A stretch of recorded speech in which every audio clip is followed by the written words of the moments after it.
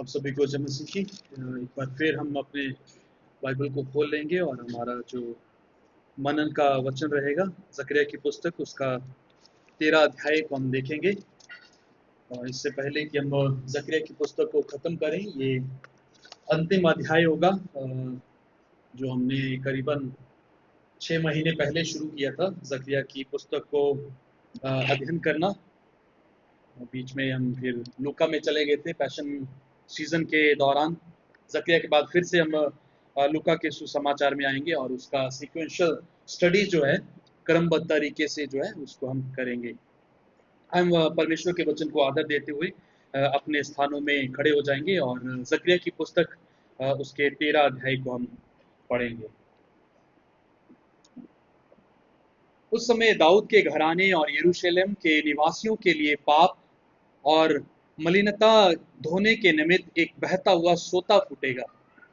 सेनाओं के यहोवा की ये वाणी है कि उस समय में इस देश में से मूर्तों के नाम मिटा डालूंगा और वह फिर स्मरण ना रहेंगी, और मैं भविष्यवक्ताओं और अशुद्ध आत्मा को इस देश में से निकाल दूंगा। और यदि कोई फिर भविष्यवाणी करे तो उसके माता पिता जिनसे वह उत्पन्न हुआ उससे कहेंगे, तू जीवित ना बचेगा, क्योंकि तूने यहोवा के नाम से झूठ कहा है। इसलिए जब वह भविष्यवाणी करे तब उसके माता पिता जिनसे वह उत्पन्न हुआ उसको बेच डालेंगे। उस समय हर एक भविष्यवक्ता भविष्यवाणी करते हुए अपने अपने दर्शन से लज्जित होंगे और धोखा देने के लिए कंबल का वस्त्र ना पहनेंगे, परंतु वह कहेगा, मैं भविष्यवक्ता नहीं किसान हूं, क्योंकि लड़कपन ही से मैं दूसरों का दास हूं। तब उससे ये पूछा जाएगा, तेरी छाती में ये घाव कैसे हुए? तब वह कहेगा, ये वे ही हैं जो मेरे प्रेमियों के घर में मुझे लगे हैं। सेनाओं के यहोवा की ये वाणी है, हे तलवार मेरे ठहराए हुए चरवाहे के विरुद्ध, अर्थात जो पुरुष मेरे स्वजाति है उसके विरुद्ध चल। तो उस चरवाहे को काट, तब भेड़ बकरियां तितर बितर हो जाएंगी और बच्चों पर मैं अपने हाथ बढ़ाऊंगा। यहोवा की ये भी वाणी है कि इस देश के सारे निवासियों की 2/3 मार डाली जाएगी और बची हुई तिहाई उसमें बनी रहेगी। उस तिहाई को मैं आग में डालकर ऐसा निर्मल करूंगा जैसा रूपा निर्मल किया जाता है, और ऐसा जांचूंगा जैसे सोना जांचा जाता है। वह मुझसे प्रार्थना किया करेंगे और मैं उनकी सुनूंगा। मैं उनके विषय में कहूंगा, ये मेरी प्रजा है, और वह मेरे विषय में कहेंगे, यहोवा हमारा परमेश्वर है। ये परमेश्वर का वचन है। कृपया बैठ जाएं, हम प्रार्थना करें। प्रभु जी, हमारी प्रार्थना है कि जो बातें हमें पता नहीं आप हमें वो बताएं। हमारी प्रार्थना है कि जो हमारे पास है नहीं वो आप हमें दें, ताकि प्रभु हम पूरे समर्पण के साथ आपके पीछे चल सकें, पूरी एकाग्रता के साथ इस बात को जान सके कि सिवाय आपके हम अपने आप को बचा नहीं सकते। यदि हम बचाए जा सकते तो उसका एकमात्र तरीका, एकमात्र मार्ग जो है वो यीशु मसीह के जरिए से है। होने दीजिए कि जकरिया की पुस्तक के 13 अध्याय के अनुसार जरिए से प्रभु जी आप हमसे बात करें, हमें बेचैन करें, अनकंफर्टेबल करें, ताकि हम अपनी वर्तमान परिस्थितियों से उठकर उस महिमा जो भविष्य की है उसकी ओर अपनी नजरों को लगा सकें। मसीह यीशु के नाम से मांगते हैं, आमीन। हम देख रहे हैं जकरिया की पुस्तक उसका 13 अध्याय 1 से लेके 9 पद तक। इससे पहले कि हम अध्याय में जाएं, मेरे साथ एक ऐसे गांव की कल्पना करें जहां पे एक छोटा बच्चा है। वो गांव एक पहाड़ों के बीचों बीच है, छोटा सा कस्बा है, और वो बच्चा खेलते खेलते जो है एक ऐसी जगह पे पहुंच जाता है जहां पे गंद ही गंद है, और वो अपने आप को कुछ समय के बाद एक कुएं में गिरा हुआ पाता है जो गंद से भरा हुआ है। और वो अपनी पूरी मेहनत करने के बाद जब पूरी मेहनत कर लेता है उससे कुएं से निकलने की, तो कुछ देर के बाद वो बाहर आ जाता है, और जब बाहर आता है तो पाता है कि वो कितना ही गंद से लथपथ हो गया है। उसके चेहरे की जो रौनक है, उसके चेहरे का जो सौंदर्य है, वो कहीं ना कहीं गंद के द्वारा धूमिल हो गया है। उसको पास एक कपड़ा दिखता है जो गंद से भरा हुआ है। कोशिश करने के बाद जब वो अपने उस गंदे वस्त्रों को या गंदे चेहरे को साफ करने का प्रयास कर रहा था, जितनी कोशिशें वो कर रहा था उतना गंदा वो होता जा रहा था। लोग उसका मजाक उड़ा रहे थे कि देखो कितना गंदा बच्चा है, या एक बच्चा पड़ गया है जो अपने आप को बिल्कुल गंद में छुपा चुका है। वो बच्चा बेचैन हुआ, उदास हुआ, और उसको किसी भी तरह से कोई भी रास्ता नहीं मिल रहा था कि जहां पे वो अपने आप का कोई समाधान कर पाता। कुछ समय के पश्चात उसी गांव का एक बूढ़ा व्यक्ति उस बच्चे के पास आता है, देखता है कि वो बच्चा कितना गंद से लथपथ हुआ है। वो बच्चे को लेके एक पानी के झरने के पास ले जाता है, और वो पानी इतना साफ है कि जहां से सूर्य की रोशनी जो है आर पार दिखती है। और जब बच्चे को उस पानी के झरने के पास लेके जाया गया तो बच्चे का जो गंद था, जो मैल थी, जो मैले वस्त्र थे, वो साफ हो गए, और वो बच्चा फिर से उसी गांव में उन लोगों के बीच में फिर से रिस्टोर कर दिया गया। और यही कहानी जकरिया की पुस्तक की है, जहां पे परमेश्वर के लोग जो हैं इतनी गंदगी से लथपथ हो चुके हैं, इतनी गहराई में उतर चुके हैं, जहां पे उनका एकमात्र क्लेंसिंग का जो मौका है, जहां एक जरिया है, वो सिवाय परमेश्वर के कोई और भी और नहीं है। 13 अध्याय को हम इस शीर्षक के अंतर्गत देखेंगे, the fountain of cleansing and refining. शुद्धि और परिशोधन का स्रोत, जो झरना, शुद्धि और परिशोधन का स्रोत, the fountain of cleansing and refining. जब हम रिफाइनिंग की बात करते हैं या शुद्धता की बात करते हैं, शुद्धिकरण की बात करते हैं, तो इससे पहले इस बात के ऊपर चिंतन करना जरूरी है कि गंदा वस्त्र है क्या, या गंदगी कहां पे है जिसको परमेश्वर साफ करने के लिए उतारू है, जिसको साफ करने के लिए परमेश्वर अपने सिंहासन को छोड़कर, स्वर्ग धाम को छोड़कर पृथ्वी पे आ पहुंचा, और मनुष्य का रूप धारण करके मनुष्यों के बीच में आ बसा, ताकि उनको अपने लिए अर्थात स्वर्ग के लिए जीत सके, उनके उसी स्वरूप समानता को फिर से रिस्टोर कर सके जिसमें वो बनाए गए थे। पहला पद जब हम देखते हैं, जो हमारा पहला बिंदु भी रहेगा, जो है the fountain open for cleansing, कि जो शुद्धि के लिए मार्ग जो है वो खोला गया है, झरना जो है वो शुद्धि के लिए, शुद्ध करने के लिए खोला गया है। क्या लिखा है पहले पद में? लिखता है कि उस समय दाऊद के घराने और यरूशलेम के निवासियों के लिए पाप और मलिनता धोने के लिए निमित्त एक बहता हुआ सोता फूटेगा।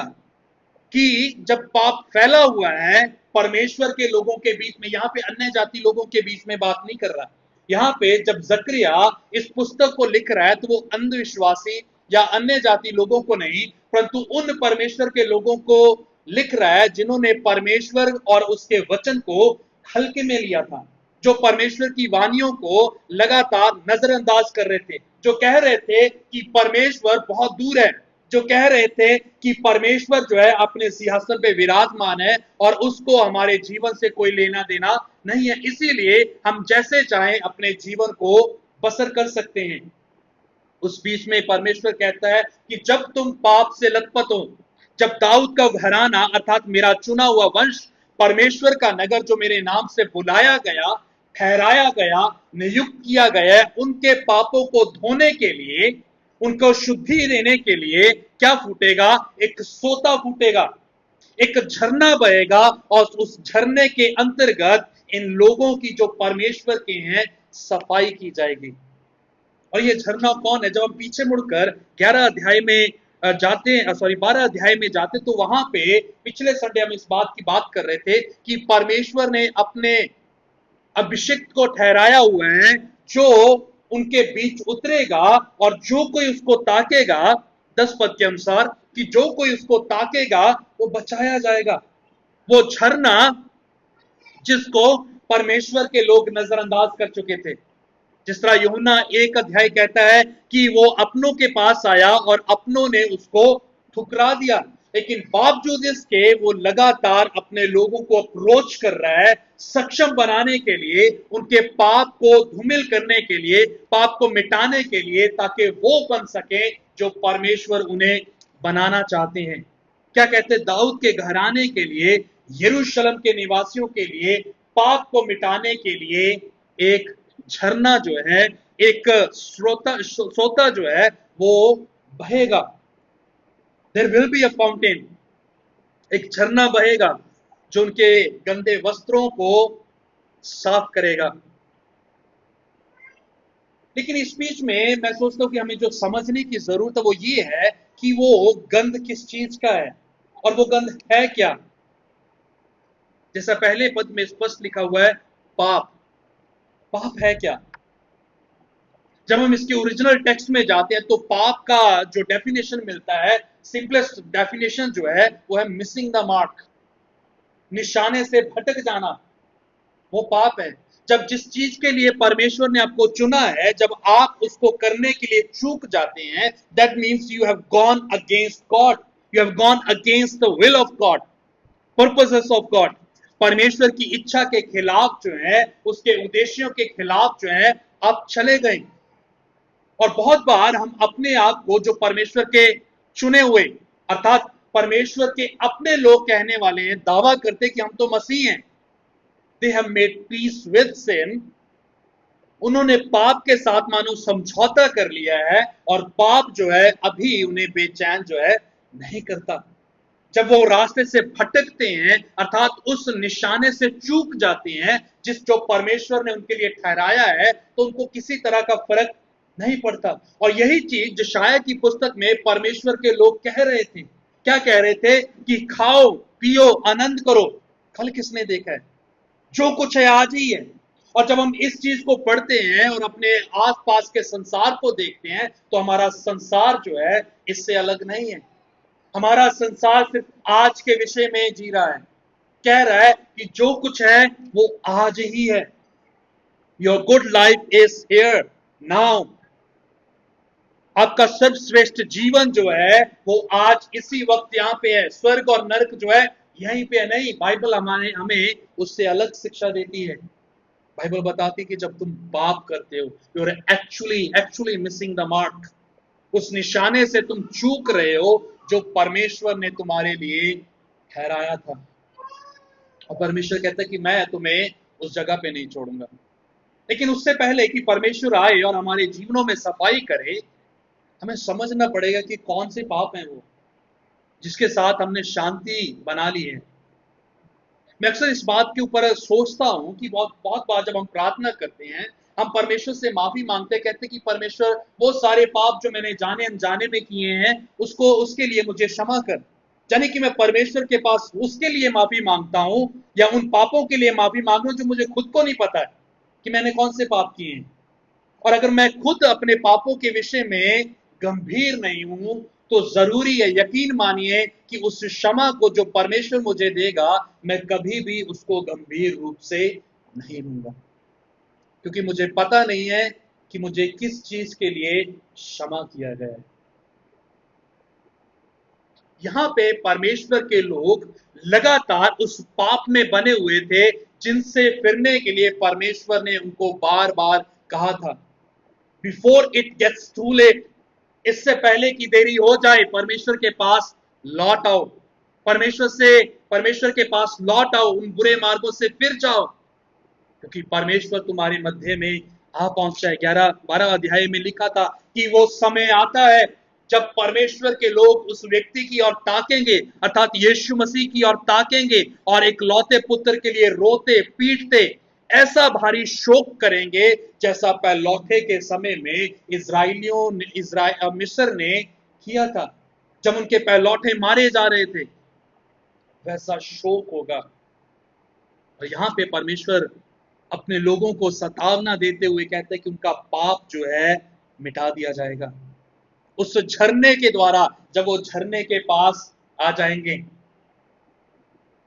जब वो यीशु मसीह के पास आएंगे, जब यीशु मसीह को जानेंगे जिसमें उद्धार है, जिसमें छुटकारा है, जिसमें पापों की क्षमा है, और वो कहते हैं कि उनके बीचों बीच, अर्थात दाऊद के घराने और यरूशलेम के निवासियों के लिए, दाऊद का घराना, परमेश्वर का चुना हुआ वंश, परमेश्वर का पवित्र नगर, और हम जो यहाँ कलीसिया हैं, जो इस बात का दावा करते हैं कि हम बचाए हुए हैं, but then when we look deep in our side, जब हम अपने अंदर गहराई में उतर कर देखते हैं तो पाते हैं कि हमारा जीवन जो है वैसा नहीं है जैसा बाहरी रूप से हम दिखाने के लिए जी रहे हैं।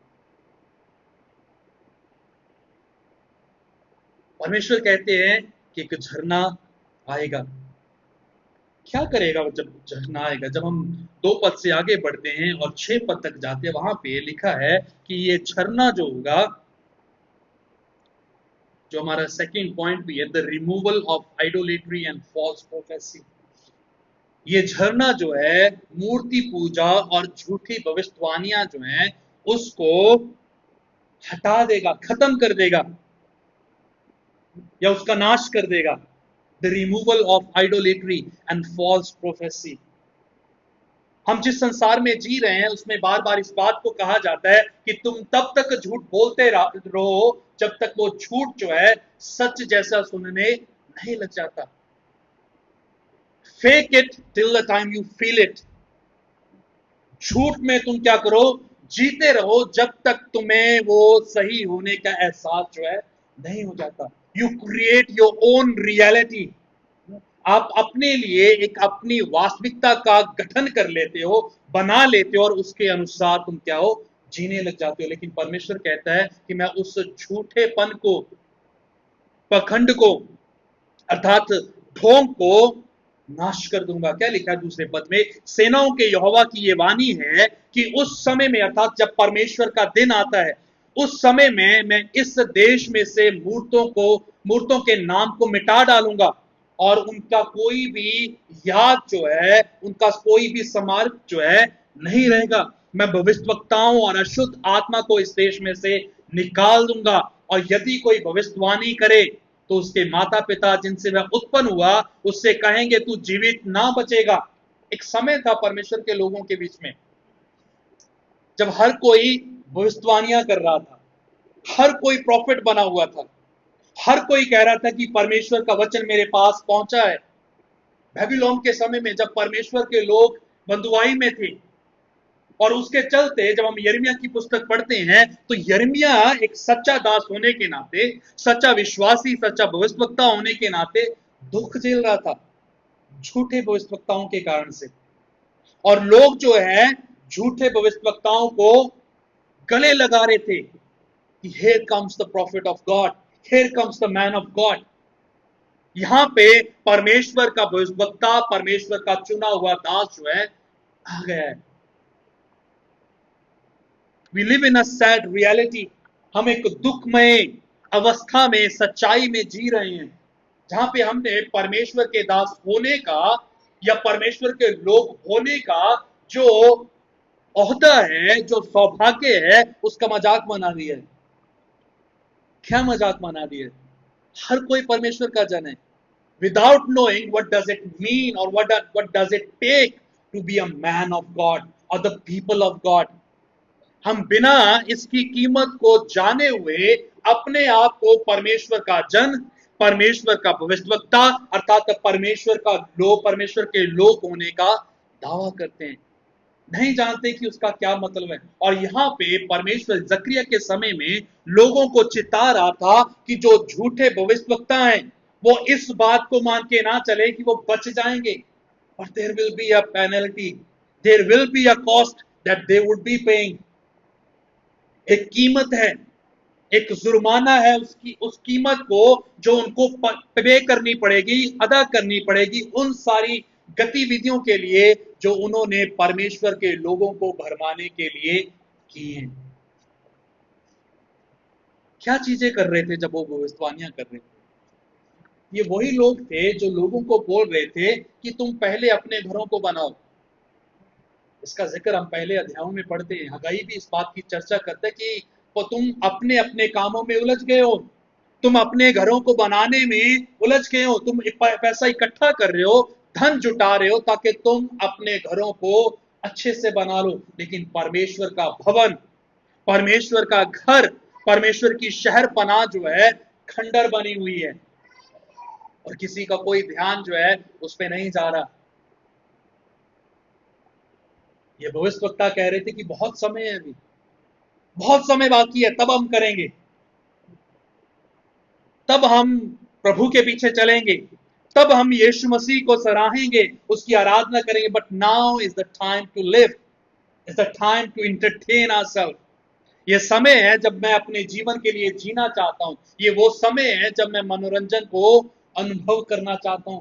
आएगा समय, अभी जवान है, अभी मेरे शौक हैं जो मुझे पूरे करने हैं, अभी मेरी कल्पनाएं हैं जो मुझे जीनी है, अभी मेरे उद्देश्य हैं जिनको मैंने स्थापित करना है। But God says today is the day of salvation. परमेश्वर कहते हैं कि आज ही का दिन तो उद्धार का है, मनोरंजन का नहीं है। लेकिन ये लोग उस समय में परमेश्वर के लोगों को बहका रहे थे, भरमा रहे थे, ये कह के कि परमेश्वर के आने में देरी है, परमेश्वर का घर बनाना जरूरी नहीं है, इंटरटेन योरसेल्फ। आज हम भी कहीं ना कहीं इस बहकावे में जी रहे हैं, या इस प्रभाव में जी रहे हैं। Everything is important, everything is important except God. सब कुछ महत्वपूर्ण है, हर चीज जरूरी है, परमेश्वर नहीं है। And God comes at last. सबसे आखिर में परमेश्वर जो है हमारे जीवन में आते हैं। और यहां पे परमेश्वर कह रहा था कि वो दिन आता है जब मैं इनकी याद को, या इनके अस्तित्व को अपने लोगों के जीवनों से मिटा डालूंगा। जब हम अपने अंदर झांकते हैं, अपने आप का मूल्यांकन करते हैं, तो हम पाएंगे कि ये मूर्तियां जो हैं आज भी हमारे जीवन में है। हम मूर्तियों की पूजा नहीं करते जैसे अन्य लोग करते हैं, but then we have created our own idols. बावजूद इसके हमने अपने अपने मूर्तों को बना लिया है। हर चीज, हर चीज जो परमेश्वर की जगह हमारे जीवन में ले लेती है वो मूर्ति है। हर चीज, वो मेरा पति हो सकता है, मेरी पत्नी हो सकती है, मेरे बच्चे हो सकते हैं, मेरा धन हो सकता है, मेरा इंटरेस्ट हो सकता है, मेरे शौक हो सकते हैं, मेरी कल्पनाएं हो सकती हैं, मेरे भविष्य की योजनाएं उसको सुरक्षित करने की जो है वो हो सकती हैं। कुछ भी, हर चीज जो मेरे जीवन में परमेश्वर की जगह ले चुका है वो मेरे लिए परमेश्वर है। और यही आज्ञा के खिलाफ परमेश्वर ने इस्राएलियों को कहा था कि तुम मेरे तुल्य कोई देवी देवता जो है मत रखना। हम कहते हैं कि हम कौन सा मूर्ति पूजा करते हैं, हम तो एक ही परमेश्वर की आराधना करते, but we have created our own small small gods. छोटे छोटे परमेश्वर जो है हमने अपने जीवन में बनाए हुए हैं, जिसके साथ हम जीते हैं, जिनके साथ हमने शांति बनाई हुई है, जिनके साथ हम रहना पसंद करते हैं परमेश्वर को छोड़कर। और हम कहते हैं कि हम परमेश्वर के लोग हैं। We need to check ourself. हमें अपने अपने आप का निरीक्षण करने की जरूरत है कि जब हम इस बात को कहते हैं कि हम परमेश्वर के लोग हैं, हमें सवाल पूछना चाहिए कि do we really gods people. हम क्या, हम वास्तव में परमेश्वर के लोग हैं? एकांत में बैठेंगे तो पता चलेगा कि नहीं है। भीड़ में, एक झुंड में हम इस बात का दावा कर सकते हैं, दिखा पाएंगे अपने बोलने के द्वारा, अपने जीवन को जीने के द्वारा। But then what we are in, when we are alone, that is our reality. जब जो हम एकांत में, अकेलेपन में है, वो हमारी वास्तविकता है। यदि आप कभी भी अकेले नहीं हुए हैं तो आप कभी भी परमेश्वर के योग्य धर्मी जो हैं नहीं बनेंगे, कभी नहीं बन पाएंगे।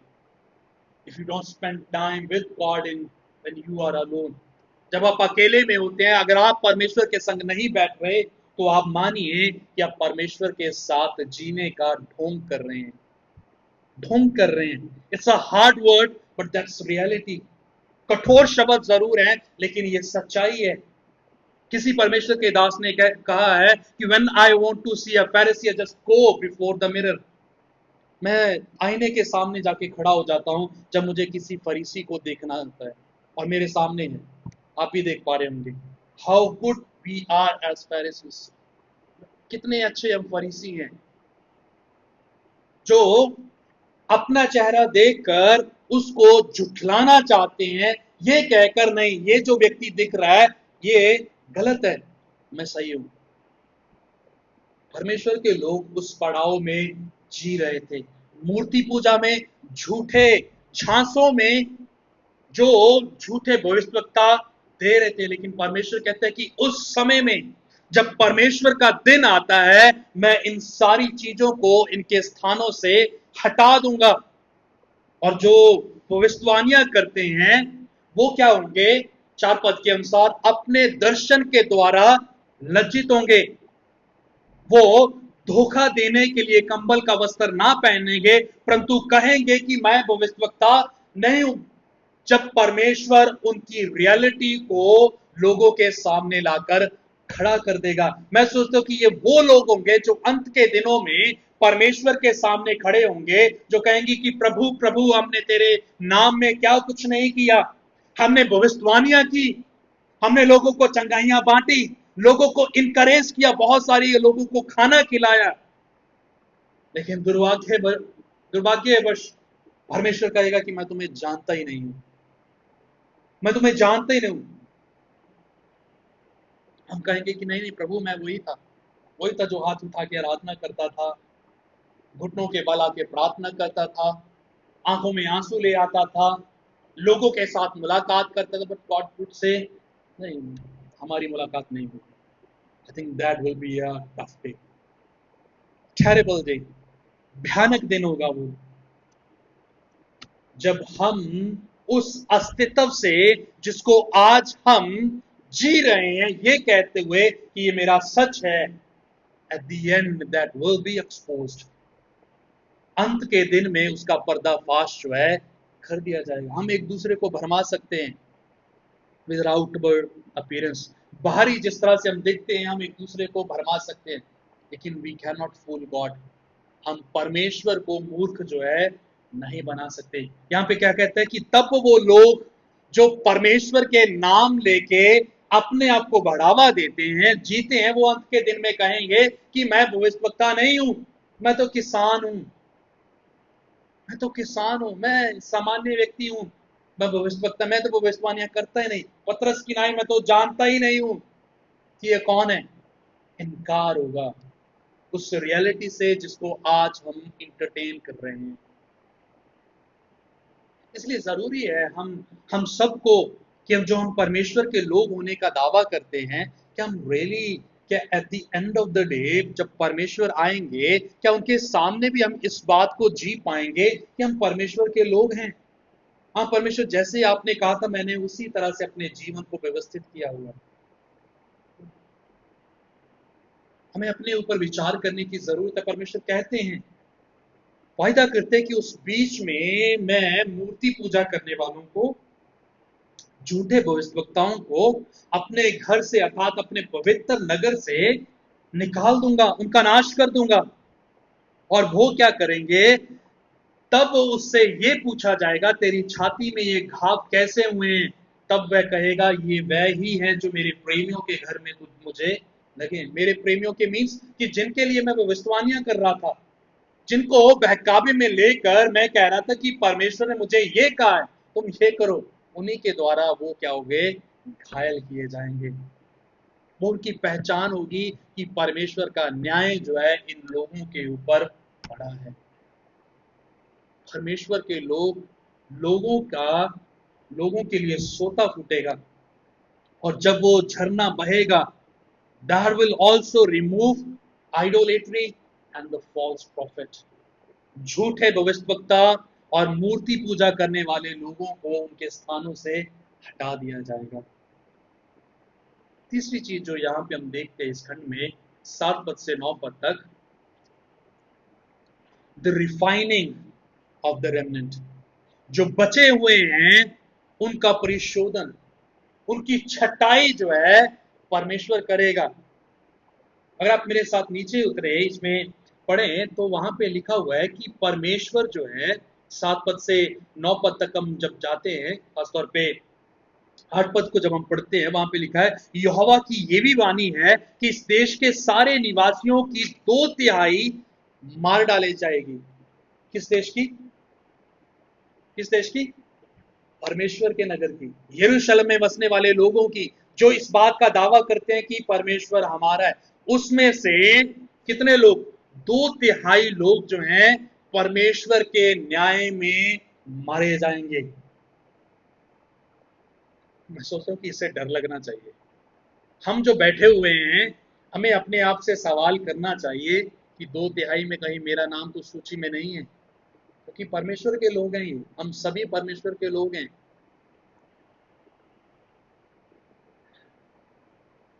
उसमें से 2/3 लोग जो हैं मार डाली जाएगी। 2/3, एक नहीं, 2/3 लोगों को परमेश्वर उनके जीवनों के चलते, उनके चरित्र के चलते, वो जो ढोंग जी रहे थे, पखंड में जी रहे थे, झूठी धार्मिकता का दावा कर रहे थे, परमेश्वर कहता है कि उनका न्याय जो है किया जाएगा। 2/3 लोग जो है मारे जाएंगे अपने झूठेपन के जरिए से, जिनके विषय में सुसमाचार में मसीह कहते हैं कि ये वो लोग हैं जो भेड़ जैसे दिखते तो हैं, बट एक्चुअली वो क्या है, भेड़िए हैं। एंड दे आर एवरीवेयर, हर जगह पे हैं वो, हर जगह पे हैं। जब हम दूसरा तिमोथी पढ़ते हैं तो वहां पे लिखा कि वो कलीसिया में भी हैं।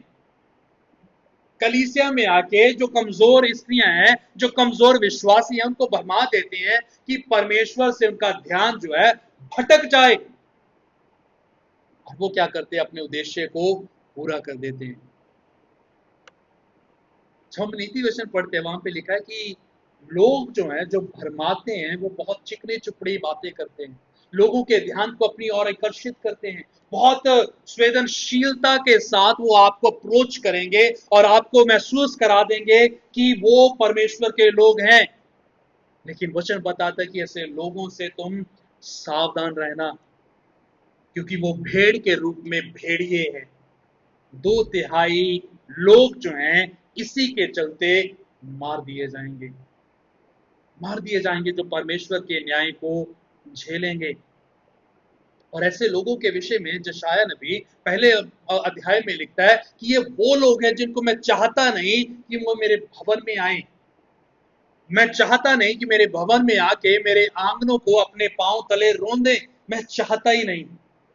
सुबह हम गीत गा रहे थे जब हमने शुरू किया कि मैं आनंदित हुआ, मैं खुश हुआ जब मुझे कहने लगे कि आओ हम परमेश्वर के घर चले। देयर वाज अ एक्साइटमेंट, एक उत्सुकता थी, एक जिज्ञासा था कि आओ हम परमेश्वर के घर में चलते हैं। लेकिन बहुत बार तो हम आउट ऑफ द रूटीन जाते हैं कि संडे आ गया है, चलो जी चलते हैं, संडे है तो जाना पड़ेगा, we have to tick the box, हमें सूची में लिखना पड़ेगा कि ये काम जो है आज का मेरा हो गया, इसीलिए चर्च जाना पड़ेगा। You don't go to God for fellowship, to worship, to adore him, उसकी सराहना करने के लिए, उसकी प्रशंसा करने के लिए, संगति करने के लिए हम परमेश्वर के पास, उसके भवन में बहुत कम दफा आते हैं।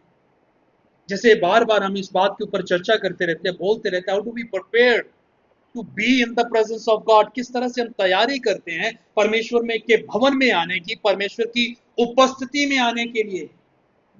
जब हम एक गैर मसीह को देखते हैं, वो बहुत तैयारियां करता है, जब उसको मंदिर में जाना होता है, जब उसको गुरुद्वारे में जाना होता है, जब उसको मस्जिद में जाना होता है। एक मसीह का जीवन देखें, उसकी छानबीन करें कि उसकी तैयारी क्या होती है, कैसे तैयार करता है वो। और जब हम अपने विषय में सोचेंगे तो हैरान करेंगे, ये मेरी तैयारी है। और मैं कभी भी उस तैयारी को लोगों के सामने नहीं रखना चाहूंगा, क्योंकि मैं सिर्फ वही चीजों को लोगों के सामने रखूंगा जो मेरे बारे में लोगों को अच्छा महसूस करवाए। जिसमें मेरी मेरी बेइज्जती हो, मैं कभी भी उन चीजों को लोगों के सामने नहीं रखूंगा। But then we need to ask this questions, ये सवाल हमें पूछने की आवश्यकता है कि हम कैसे तैयारी करते हैं परमेश्वर के भवन के में जाने की। हम अपने शरीर को बहुत अच्छे से संवारते हैं, संवारना चाहिए, बहुत अच्छा, परमेश्वर का मंदिर है, but then God is more interested than our spirit, than our outward appearance. परमेश्वर हमारी आत्मा में, हमारे हृदय में रुचि रखते हैं, बजाय इसके कि वो हमारे बाहरी रूप में रुचि रखें। सवरना सजना बहुत अच्छा है, लेकिन परमेश्वर हमारे हृदयों में जानता है। उसको जांचता है। और उसके चलते जब परमेश्वर उसके अनुसार हमें नहीं पाता, तो परमेश्वर क्या कहता है कि उसका 2/3 भाग, जो सिर्फ होठों से तो मेरा नाम लेते हैं, मेरी आराधना करते हैं, लेकिन उनका हृदय मेरे से बहुत दूर है, इसके चलते उन पे परमेश्वर का न्याय पड़ेगा। और वो जाति जो है, 2/3 जाति जो है, मार दी जाएगी। लेकिन उस बीच में आगे बढ़ेंगे। 9 पद क्या कहता है? उस तिहाई का 8 पद का अंतिम, और बची हुई तिहाई यानी कि 1/3 उसमें बनी रहेगी। उस तिहाई को मैं आग में डालकर ऐसा निर्मल करूंगा जैसे रूपा निर्मल किया जाता है। मैं ऐसा जांचूंगा जैसे सोना जांचा जाता है। 1/3 जो है, जो बच जाएंगे, परमेश्वर क्या करेगा? उसको रिफाइन करेगा। कैसे? जैसे रूपा किया जाता है, जैसे जैसे सोने को पीसा जाता है उसकी चमक को लाने के लिए। इसीलिए तो हम सताव देखते हैं, पीड़ाएं देखते हैं, यातनाएं देखते हैं, कष्ट देखते हैं, कलेश देखते हैं। और इसीलिए पालूस 8 अध्याय रोमियो में कहता है कि ये सारी चीजें मिलकर भी मुझे परमेश्वर के प्रेम से अलग नहीं कर सकती। क्यों? क्योंकि मैं जानता हूं कि ये वर्तमान की पीड़ाएं मुझे उस महिमा से वंचित नहीं कर सकती जो यीशु मसीह में हमें मिलेगी। लेकिन तब तक हमारी रिफाइनिंग जो है वो होती रहेगी। बहुत सारे कलेश, यातनाएं, सताव आएगा, आ रहा है, आ चुका है। रिफाइनिंग चल रही है। किसी की किस विषय में? लोगों के द्वारा मारपीट के द्वारा, परिवार में सताव के द्वारा रिफाइनिंग चालू है, शुरू हो चुकी है। और अगर वो रिफाइनिंग हमारी हो रही है, तो याकूब अपनी पत्री में लिखता है, इसको आनंद की बात समझना। आनंद की बात समझना इसे। जब तुम परीक्षा में पढ़ते हो, जब तुम्हारी परीक्षा की जाती है, when you suffer for the Lord, count it for joy, आनंद की बात समझना। वो 1/3 जो परमेश्वर में रियल है, वो परखी जाएगी, सताई जाएगी, उत्पीड़न को झेलेगी, उपद्रवों के द्वारा उनका सामना किया जाएगा। They will not sit back relax, आराम से नहीं बैठेंगे, बेचैन होते रहेंगे। क्योंकि उनकी रिफाइनिंग जो है, बचे हुओं की रिफाइनिंग जो है होती रहेगी। इसलिए यीशु मसीह ने जब क्रूस पर जा रहे थे, तो अपने चेलों को कहा था कि ये मेरे साथ हो रहा है, तुम्हारा भी नंबर लगेगा। इस बात को ये मत सोचना कि तुम बच गए हो, बचे नहीं हो। सिर्फ कुछ समय के लिए रिफाइनिंग जो है उसको टाल दिया गया है। और ये रिफाइनिंग किसकी हो रही है? परमेश्वर के लोगों की। परमेश्वर के लोगों के लिए परमेश्वर ने झरना दिया, उनके शुद्धिकरण के लिए, सफाई के लिए। उनके बीच में से जो झूठे भविष्यवक्ता, झूठी शिक्षा, मूर्ति पूजा, उनको हटाकर परमेश्वर ने अपने लोगों को अपने लिए तैयार करने के लिए रिफाइनिंग कर दी। और उसके बाद क्या होगा? 9 पद कहते कि वो मुझसे प्रार्थना किया करेंगे, मैं उनकी सुनूंगा। मैं उनके विषय में कहूंगा कि ये मेरी प्रजा है। वो मेरे विषय में कहेंगे कि यहोवा हमारा परमेश्वर। और ये लोग वो होंगे जो झूठ नहीं बोलेंगे। ये वो लोग होंगे जो ढोंग नहीं करेंगे। ये वो लोग होंगे जो पखंड नहीं करेंगे। They will be a real people before the real God. सच्चे परमेश्वर के सामने ये वास्तविक लोग होंगे जो एक स्वर में गाएंगे, एक सुर में गाएंगे कि यीशु मसीह ही प्रभु है, यीशु मसीह ही प्रभु है। परमेश्वर ने अपने उद्धारकर्ता को अपने लोगों के लिए दिया, ताकि वो कलीसिया जो उसकी चुनी हुई है वो बचाई जा सके, उस पर विश्वास करें। लेकिन हमें कलीसिया के नाते इस बात को सोचने की जरूरत है कि क्या हम वास्तव में अपने जीवन को उस तरह से जी रहे हैं। अपने ऊपर सवाल पूछने की जरूरत है, जांचने की अपने आप को जरूरत है कि क्या जब मैं मसीह में आ गया हूं तो मैं रिलैक्स, आराम से अपनी जिंदगी को जी रहा हूं कि परमेश्वर तो मेरा ही है। जो इस्राएलियों ने किया, कोई बात नहीं, परमेश्वर घर का परमेश्वर है। पाप करेंगे, मेमना ही तो लगता है, मेमना काटेंगे, बलिदान देंगे, परमेश्वर खुश हो जाएगा। हम भी उसी तरह से करते हैं बहुत बार। अनुग्रह है परमेश्वर का, परमेश्वर अनुग्रहकारी है। पाप करेंगे, परमेश्वर के पास जाएंगे, परमेश्वर को दो चार बातें कहेंगे, चार पांच पद कोट करेंगे, बाइबल से बोलेंगे परमेश्वर तू वैसा है, परमेश्वर तू वैसा है, परमेश्वर माफ कर दे। It's very expensive. The forgiveness that we have received through grace by faith is very very expensive. बहुत महंगी है वो क्षमा जो हमें विश्वास के चलते अनुग्रह में दी गई है, लेकिन हम उसको फॉर ग्रांटेड लेते। We take that as a license to enjoy sin, to entertain ourself, to continue to live in sin. पाप में लगातार बने रहने के लिए, अपने आप को मनोरंजन करने के लिए, अपने आप को संतुष्ट करने के लिए हम परमेश्वर के दिए हुए अनुग्रह का गलत इस्तेमाल करते हैं। लेकिन परमेश्वर कहता है कर लो, do as you want, but remember the day is coming. दिन आता है जब इन्हीं में से मैं छटाई करूंगा, इन्हीं में से छटाई करके मैं दो तिहाई लोगों को दंडित करूंगा, और सिर्फ एक तिहाई लोग हैं जो मेरे साथ बने रहेंगे। सोचना चाहिए। मैं डरा नहीं रहा, बदना मैं आपकी सहायता कर रहा हूं ताकि हम आईने को देख सकें, मिरर को देख सकें कि रियलिटी है क्या।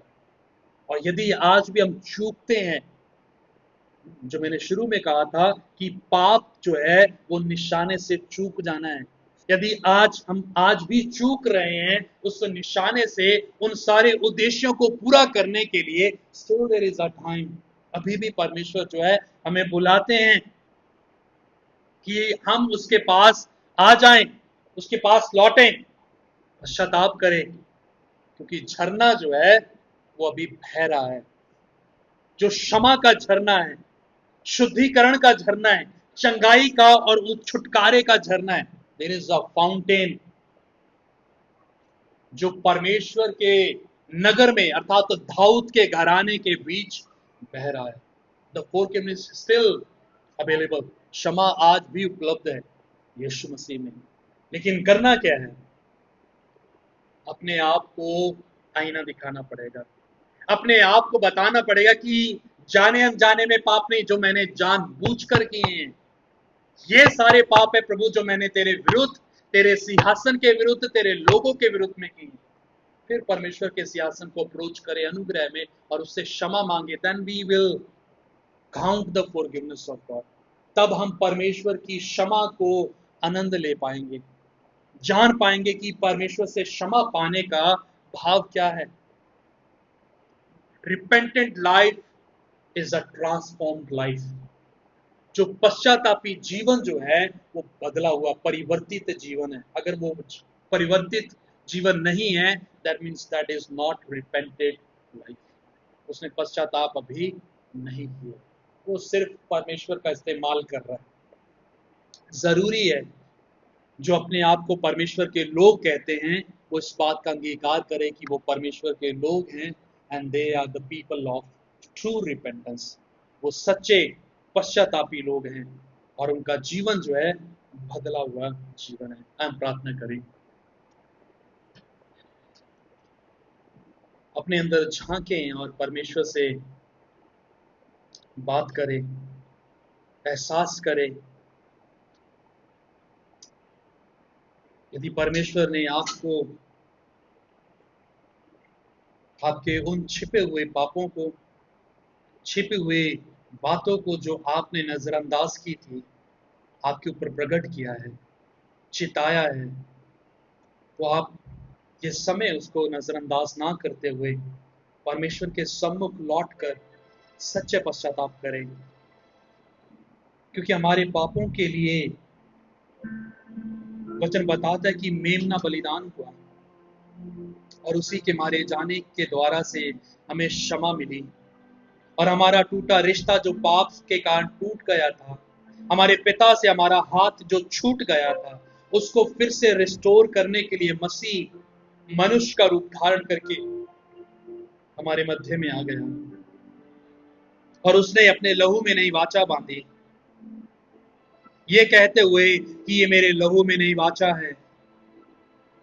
और उसी लहू के द्वारा हमारा मेल मिलाप, हमारा मिलन फिर से परमेश्वर के साथ हो गया।